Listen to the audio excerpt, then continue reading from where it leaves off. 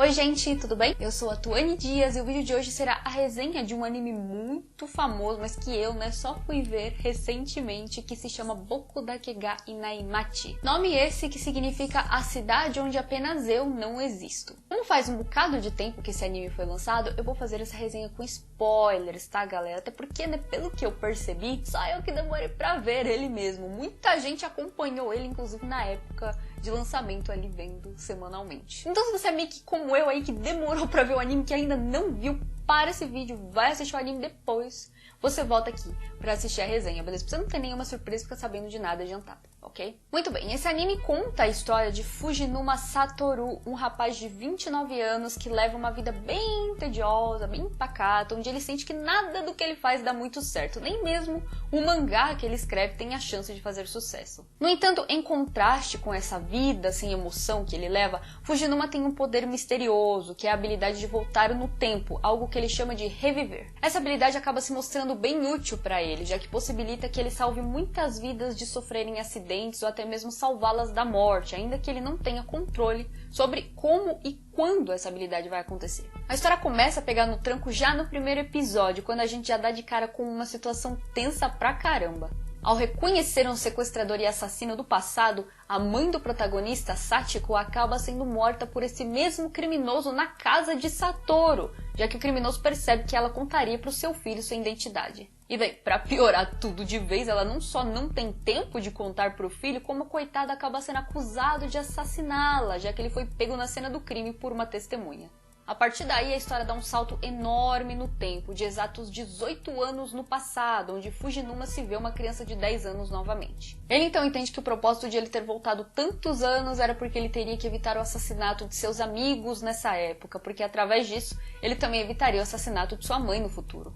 Esse anime foi aquele anime que me prendeu do começo ao fim. Foi uma luta, gente, pra mim economizar episódio, porque eu não queria assistir tudo de uma vez. Eu tava ali, meu Deus, tem que economizar, porque eu tava tão entusiasmado e tudo mais, ele torcendo pra que tudo que o Fujinuma fizesse desse certo. Então foi uma bela guerra ali comigo mesmo pra poder economizar os episódios. E bem, nessa torcida, que a gente fica ali pelo Fujinuma pra que as coisas deem certo, a gente também sabe que elas não vão dar certo ali de primeira, até porque ele conseguiu cumprir rapidamente, o primeiro, passo ali pra abrir o caminho, pra poder descobrir todas as coisas, proteger todo mundo que foi se aproximar de Hinazuki Kaiô, a primeira vítima do assassino. Quando a gente percebe que ele conseguiu se aproximar dela sem uma dificuldade tão grande, conseguiu cumprir tudo de uma forma ali que parece correta, percebemos que na verdade ele estava fazendo muita coisa errada e que o tempo ia voltar de novo para ele arrumar aquilo também. E gente, quando eu digo que ele se aproximou dela sem grandes dificuldades, eu me refiro ao tempo do anime, ok? Boku Dake ga tem só 12 episódios e a gente já imagina, que não tem como a história enrolar ali em coisas que a gente sabe que vão ter que ser repetidas, principalmente porque a gente obviamente já calcula que ele não vai conseguir fazer as coisas tudo certo de primeira. Por isso não tinha sentido expandir demais ali, o drama da aproximação dos dois. E o anime foi muito feliz nessa questão, mostrou de uma forma bem natural a aproximação deles. Fujinuma era um adulto em corpo de criança que sabia perfeitamente qual era o seu objetivo, que era salvar a menina. Ele não sabia muito bem como, mas qual era o objetivo ele sabia muito bem. Por isso ele precisava correr ali contra o tempo para se aproximar dela de um modo que não soasse forçado nem parecesse estranho. E bem, como o anime mostrou muito bem pra gente ali logo nos primeiros momentos em que a Kaiô aparece, a gente já saca logo que essa abordagem do Fujinuma funcionaria cedo ou tarde, porque ter um ombro amigo era a coisa que a Kaiô mais precisava. Ela era uma criança totalmente solitária, vivendo uma vida horrível dentro de casa, ali sofrendo abusos com a própria mãe e o namorado da mãe. E por causa disso, como se não bastasse o desespero que a gente ficava acompanhando o Fujinuma, naquela guerra ali, lutando contra o tempo para fazer com que tudo desse certo, a gente também ficava desesperado com a situação da Kaiô, em como aquilo ia se resolver. Cara, eu morri de dó da menina com todas aquelas marcas roxas pelo corpo, aquele sofrimento que ela tinha, que ela sofria toda vez que ela voltava para casa. Imagina a sensação de você não se sentir seguro dentro de casa, logo o ambiente que deveria servir de abrigo, pra gente ali, pra poder parar a gente de toda aquela loucura que o mundo oferece lá fora. Quando a paz dentro de casa acaba, a vida basicamente acaba junto, né? Porque não importa quanto tempo a gente passe na rua, a gente sempre vai esperar ali ansiosamente pela hora de chegar em casa, de descansar, de dormir tranquilo. Essa questão da agressão que a Kaio sofria foi muito bem abordada no anime. Eu achei que os personagens agiram com bastante paciência com relação a resolver esse assunto da melhor forma possível. O Satoru sabia que não ia adiantar tomar providências sem pensar bastante antes, já que ele tinha que pensar em modos de livrar a menina do assassinato como prioridade. Logo depois, encostado nesse fato, ele tinha que pensar em um jeito de acabar com a agressão que ela sofria. A mãe da Kaio não era do tipo que daria o braço a torcer para deixar a filha longe dela. Ela era do tipo que queria a menina ali, sofrendo com ela e por causa dela. Então tirar a filha dela sem pensar bastante em como antes não adiantaria em nada. Seria meio que impossível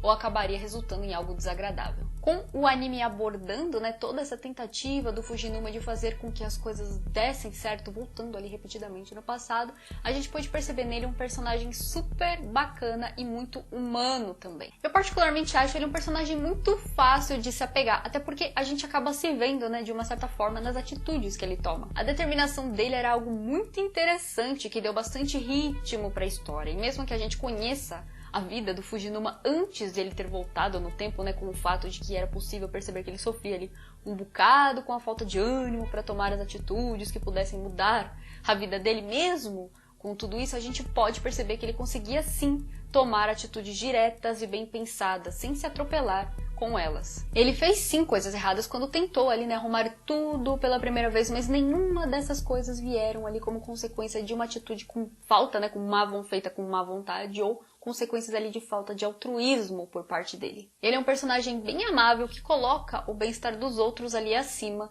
do seu, e é impossível que a gente não valorize esse tipo de personagem simplesmente, né, porque é desse tipo de gente que o mundo deveria estar cheio. Sobre o seu poder de voltar no tempo, na história ele não tem uma razão específica pra acontecer, mas eu acho que isso é uma das coisas que menos importam na série. Afinal de contas, a gente tá tão perdido quanto o próprio Fujinuma, que não entende porque aquilo acontece com ele. Por causa disso, né, pelo fato de ele não saber, a gente não pode considerar a falta de explicação como uma falha, até porque se ele soubesse, provavelmente a gente ficaria sabendo também, já que em algum momento ele iria se lembrar disso na história, e através dessas lembranças a gente conheceria a razão. Pode ser que uma tentativa de explicar esse poder seja algo à la Boku no Hero. O Midoriya não tinha nenhum poder quando nasceu, mas diferente dele, que recebeu o poder do All Might pela enorme vontade ali que ele tinha em ser um herói, Satoru pode ter ele mesmo despertado esse poder em si, também pela enorme vontade que ele tinha de salvar pessoas, de não deixar a maldade acontecer com os inocentes, essas coisas. E ainda que isso não seja a real razão para isso, é bem certo que esse sentimento é bem forte nele, tanto que ele é autor de um mangá de super-heróis e faz referência a super-heróis também em alguns momentos onde precisa tomar alguma atitude. Satoru, omae wa nanimono nanda? Ore wa...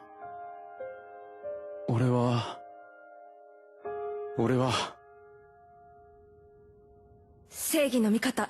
Durante essas transições de ida e volta ao passado, pudemos observar bastante como era uma das personagens mais carismáticas do anime, Airi Katagiri, uma estudante do ensino médio que era muito amiga de Satoru. Ela era extremamente fiel ao amigo, preservando os ideais que ela havia aprendido no decorrer da vida. O fato de ela acreditar na inocência do Satoru desde que escutou a notícia do assassinato da sua mãe foi de longe uma das coisas mais legais, porque foi tão natural e sincero da parte dela que a gente se encantou com a personagem logo de cara.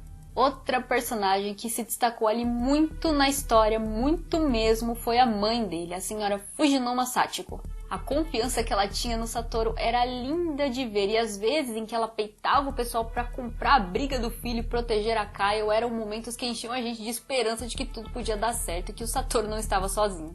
Era muito interessante de se observar como ela respeitava o espaço pessoal de todos de quem ela se aproximava, lendo bem a situação sozinha, fazendo com que ela não tivesse a necessidade de encher o povo de perguntas. A astúcia dela já fazia com que ela sacasse tudo e permitia que ela pudesse ajudar da melhor forma em todos os momentos que conseguia. Já os amigos de infância de Satoru são crianças super fofas e leais. Eles topam ajudar o Satoru em tudo, sem nem mesmo questionar tanto porque ele estava tomando aquelas atitudes. Eles foram ali responsáveis por deixar a trama um pouco mais leve em alguns momentos e foram também de grande ajuda para o Satoru concluir o seu objetivo. O Ken admirava bastante o comportamento mais maduro e verdadeiro de Satoru, então sentia que existiam verdades nas palavras misteriosas do amigo. Já o Hiromi, embora mais inocente, ele se sentia bem ao apoiá-lo também. E olha, mal sabia ele, né, gente, que o Satoru também estava salvando a sua vida, já que o Hiromi também estava na lista dos futuros assassinados, junto de Aya Nakanishi, estudante de outra escola,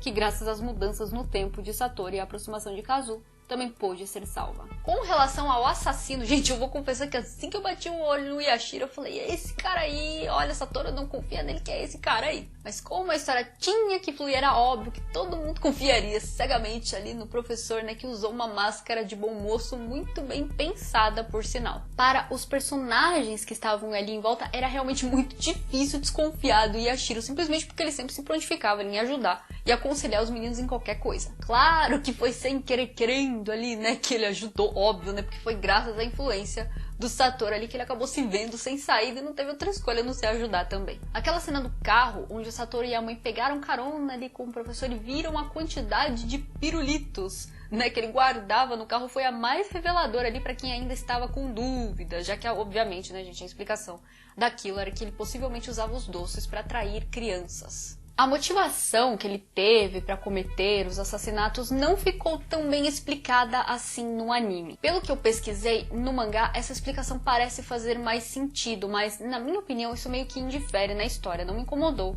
esse fato exatamente, até porque, gente, olha, pra mim qualquer explicação que ele fosse dar não me faria simpatizar com ele como personagem, nem mesmo dizer que ele, né, foi um vilão carismático ou coisa do tipo. Os assassinatos dele, os abusos dele, essas coisas não me geraram curiosidade em saber por que ele fazia isso, qual a razão para aquilo tudo. Eu encarei ele como um vilão comum, desde o começo, nada que precisasse ser, que ideologia profunda que esse filho da mãe tem e tal. Foi uma explicação simples, mas no ponto certo, já que desde o começo eu não senti profundidade no personagem. Ele era só um filho da mãe que cometia os crimes que nós vemos nos jornais ali na vida real. Ninguém tá ligando muito pra história do assassino quando houve alguma reportagem de um crime na mídia. Então eu senti que foi essa a sensação que eles quiseram passar pra gente com essa história. Mostrar um quê de realidade, sabe? Através das sensações que a gente sente de verdade no mundo real. Nada que tentasse fazer com que existisse uma tentativa de explicação aceitável para o que ele estava fazendo. Aceitável no sentido traumático e complexo ali, né, na psique do personagem. Eu senti que a tentativa de aprofundar a história dos dois não foi algo que foi feito para cativar a gente, mas sim para trazer à tona quais sentimentos nós temos com relação a casos de assassinatos reais. O final também foi bem satisfatório pra mim, e mesmo que eu tenha achado ali, que eu tenha sentido, né, que o anime perdeu um pouquinho o ritmo nos 3 episódios finais, ainda assim eu achei o final muito bom. Eu gostei muito da forma ali como cada personagem teve o seu final e também, e principalmente, né, como o Yashiro acabou sendo pego mesmo, né, sem ter cometido nenhum assassinato antes. Mas como ele confessou, né, quase ter matado o Satoru, né, jogando o menino ali num carro, ali dentro de um rio, né, num lago frio lá, deixando ele em coma, né, por 18 anos, ele acabou sendo preso por causa disso, além também, né, de ele ter confessado, ele quase ter matado uma criança que ia fazer uma cirurgia naquele dia, né, em que ele acabou sendo desmascarado. Mesmo que tenha demorado, né, ele teve o que ele mereceu. E, de todas as formas, o Satoru acabou sendo um herói ali, porque mesmo em coma ele acabou atrapalhando os planos do Yashiro. O cara conseguiu ser o herói ali que ele sonhava até quando ele não podia fazer nada. Agora, o que deixou a maioria da galera ali revoltada, né, um pouquinho revoltada com o anime, foi o fato do Satoru não ter terminado com a Kaio como par romântico no final. Isso é uma coisa um pouco complicada, né, gente, porque o rapaz acabou ficando em coma por muitos e muitos anos. A Kaio saiu de perto dele quando ela ainda era uma criancinha, né, não tinha muito como formar laços ali afetivos no sentido romântico e coisa do tipo, né, pra poder esperar ele, digamos assim, até porque ela foi morar em outro lugar, né, a vida dela acabou mudando e tudo mais, porque ela foi morar com a avó em outra cidade. Fora que ela acabou, né, se aproximando ali do Hiromi no futuro e meio que acabou, né, rolando ali o romance entre os dois. Eu também fiquei tipo assim, né, tudo bem, né, o Hiromi, eu não imaginava, realmente não imaginava, acho que ninguém imaginava isso daí, mas eu achei também que isso foi meio que uma jogada do autor. Eu acho que com isso ele quis mostrar pra gente a realidade da vida. Principalmente porque casais, né, predestinados, aqueles casais ali que você vê que tem que ficar junto mesmo pra história, que a história faz aquela coisa mirabolante e tudo mais, a pessoa não tá esperando, de repente aparece outro e tudo mais, já que esse tipo de coisa é bem irreal ali, né, no cotidiano, na prática. Eu achei que isso foi um jogo ali que o autor quis fazer, que ele quis mostrar isso. E convenhamos, né, gente, o modo como a história terminou ali com o Satoru reencontrando a Airi ali nessa nova realidade abriu todo, né, deu todo um indício de que provavelmente um relacionamento vai surgir entre os dois, seja naquele momento, seja mais pra frente. E eu gostei pra caramba disso daí, gente. Os dois são personagens com um grande coração. Ela se mostrou uma pessoa que faz super bem pra ele e ele uma pessoa que faz super bem pra ela. E bem, querendo ou não, né, o reencontro dos dois acabou meio que tendo um toque ali de predestinado também. Kanto de konna ni furu no wa 10年ぶりだってテレビで言ってましたよ。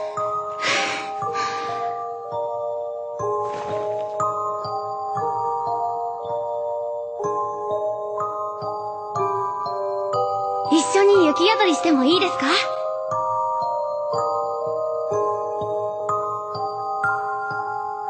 Boku Dakegai Naimachi foi um dos melhores animes que eu pude ter a chance de acompanhar. Mesmo curtinho, ele foi muito profundo e direto ao ponto, sem enjoar quem está assistindo, dando sempre um gosto de quero mais a cada episódio. Eu tenho certeza que essa também foi a sensação que vocês sentiram ao assistir a obra. E é isso, gente. Espero que vocês tenham gostado dessa resenha. Eu tentei fazer o mais completinho possível, né, pra esse anime, porque ele foi tão fechadinho, tão bonitinho. Eu espero que vocês tenham gostado. É um bom anime também pra você indicar pra aquela pessoa que nunca viu nenhum anime. E esse anime, com certeza, acho que vai prender bem a pessoa. Deixa aqui nos comentários a sua opinião sobre o Boku Dakegai, o que vocês acharam, se vocês gostaram do anime. Pode deixar aqui que eu leio, e deixa também o anime, né, aquele anime que você quer ver aqui no canal, que você quer ver uma resenha ou algum vídeo, né, em específico dele. Pode deixar que eu anoto tudo. Se inscrevam no canal, curtam a nossa página no Face, eu deixei o link pra página, para as outras redes sociais, para Twitter, para Instagram aqui na descrição. Eu ia falar nos comentários, não, na descrição, ai meu Deus. Na descrição aqui,